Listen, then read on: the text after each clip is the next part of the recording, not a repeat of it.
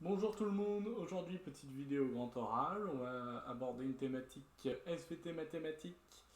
On va essayer de répondre à la question suivante, comment modéliser l'évolution d'une population de bactéries. Donc comme d'habitude la vidéo va se présenter en trois parties. Une première partie qui correspondra à une présentation d'environ 5 minutes et une deuxième partie où on répondra à deux trois questions.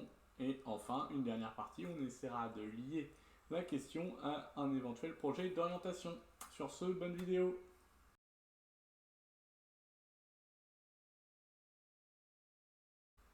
Petits organismes simples vivant dans notre environnement, les bactéries sont présents en très grand nombre.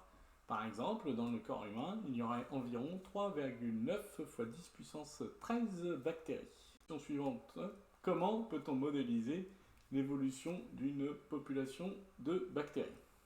Tout d'abord, c'est quoi une bactérie? Une bactérie, c'est un être unicellulaire, c'est-à-dire qu'il n'a qu'une seule cellule.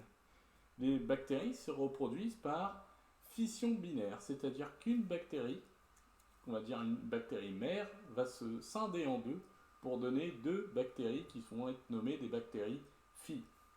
Les bactéries filles vont à leur tour se diviser en deux pour donner deux autres bactéries filles, etc., etc. Et le processus se répète à l'infini. En laboratoire, pour mesurer cette croissance, on utilise plusieurs mesures. On peut par exemple mesurer ce qu'on appelle la densité optique, qui va être proportionnelle au nombre de bactéries présentes dans le milieu dans lequel on mesure cette densité. On peut également faire un dénombrement manuel en utilisant des boîtes de Petri.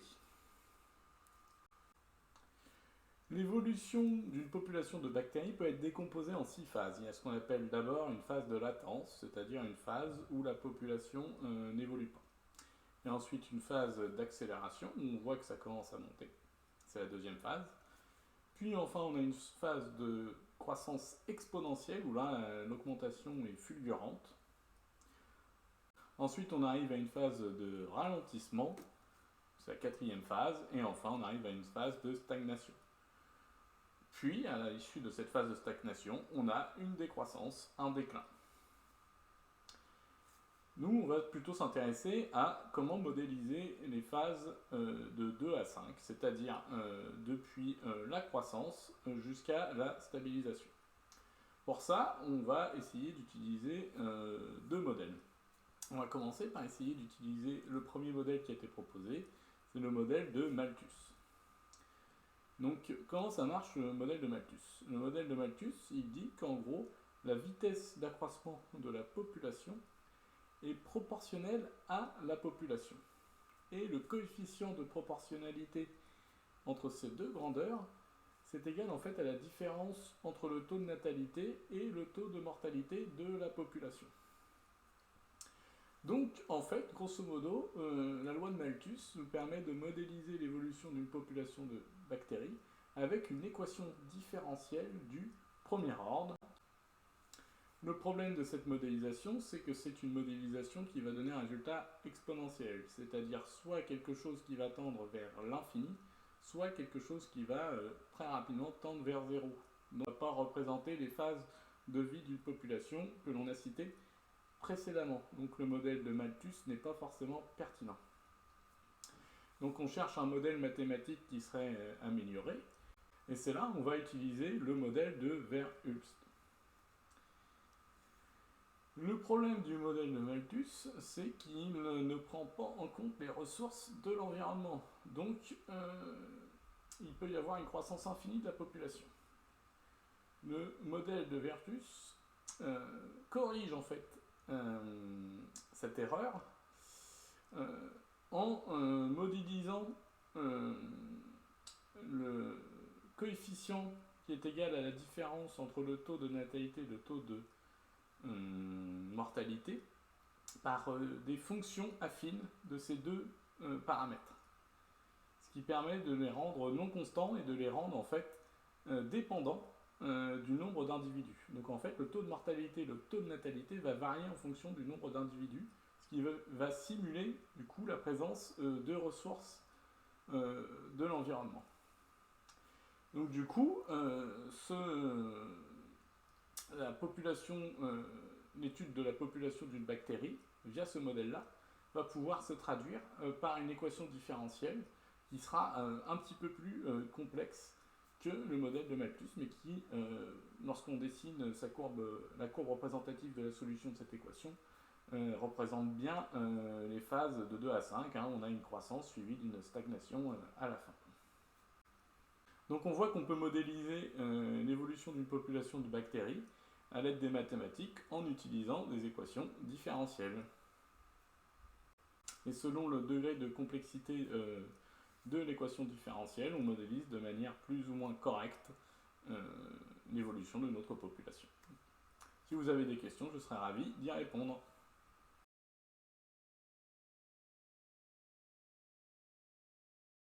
Détaillons un petit peu plus le modèle de Malthus et le modèle de Vertus. Alors d'abord, on va poser les choses. Alors, on pose grand R égale 0,85. C'est un coefficient lié en fait au taux de mortalité, au taux de natalité des bactéries. On va fixer la population initiale de bactéries à 100. Donc N0 égale 100. On va noter N de T, le nombre de bactéries, en fonction de l'heure, T étant l'heure. On va noter K, la capacité limite de la population, qui sera donc un nombre réel. Et enfin, T est donc le temps en heure. L'équation de Malthus nous permet d'écrire l'équation différentielle suivante. Donc c'est une équation toute simple du premier ordre, donc on peut directement dire que la solution va être de la forme suivante, sachant que à t égale 0, n de 0 égale grand N0. On peut donc tracer la courbe représentative de la solution, et on observe bien ici qu'on a ici une croissance exponentielle qui ne peut donc pas représenter les phases d'évolution d'une population de bactéries. On s'intéresse maintenant au modèle de Verhulst, qui peut donc se traduire par l'équation différentielle suivante. Par simplification, on va remplacer n par y et dn dt par y'. Cette équation est un peu plus complexe à résoudre. Pour la résoudre, on est obligé de passer par un changement de variable. On oppose petit z égale 1 sur y, en supposant qu'y est plus grand que 0.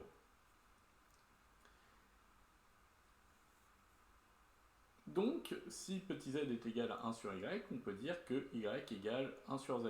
Et par conséquent, y' sera égal à moins z' sur z au carré.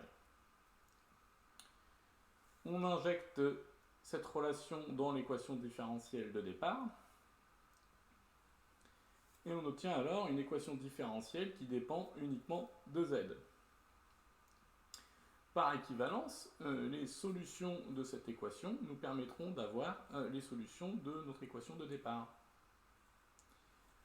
Or, cette équation est une équation du premier ordre, donc on peut facilement donner sa solution.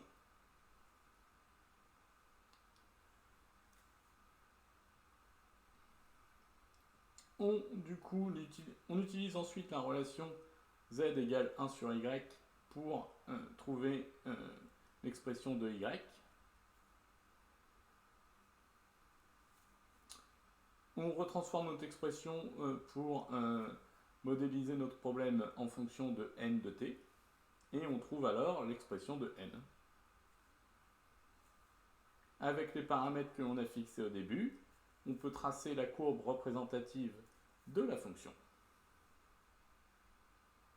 Si on superpose maintenant les deux courbes, celle du modèle de Malthus et celle du modèle de Verhulst, on voit bien du coup que la deuxième courbe va beaucoup mieux modéliser notre problème, parce qu'au bout d'un certain temps, on observe bien la phase de stagnation que l'on est censé observer lorsque l'on étudie l'évolution d'une population de bactéries. Existe-t-il d'autres modèles mathématiques pour étudier l'évolution d'une population de bactéries ? Il existe bien entendu d'autres modèles pour simuler l'évolution d'une population de bactéries. La méthode de Gompertz, par exemple, qui améliore celle de Verhulst, en transformant le calcul de l'évolution du taux de natalité, du taux de mortalité. Donc au lieu de les transformer, au lieu de les exprimer comme des fonctions affines du temps, il utilise du coup une fonction exponentielle pour simuler la force de mortalité lorsque le temps avance. Donc plus le temps avance et plus il y a de mortalité possible. Donc du coup, l'équation différentielle qui va traduire ce modèle est la suivante.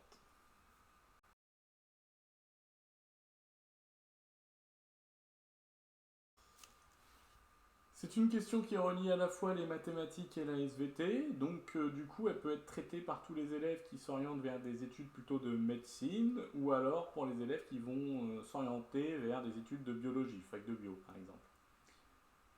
Mais ça peut aussi, les équations que l'on a vues ne servent pas forcément qu'à étudier des populations de bactéries, on peut aussi les utiliser pour étudier des populations humaines. Donc du coup ça pourrait très bien être utilisé avec une autre thématique, en sociologie par exemple. Donc j'espère que cette vidéo vous a plu, si c'est le cas n'hésitez pas à la liker, à la partager et à vous abonner à ma chaîne. Et je vous souhaite bon courage pour votre grand oral. Si vous avez aimé la vidéo, n'hésitez pas à la liker, à la commenter et à la partager. Abonnez-vous à la chaîne si ça n'est pas déjà fait. Si vous souhaitez me soutenir, vous pouvez vous rendre sur mon Tipeee. Le lien est en description. Et si vous souhaitez voir les autres services que je peux proposer, n'hésitez pas à aller sur mon site internet www.decamat.fr.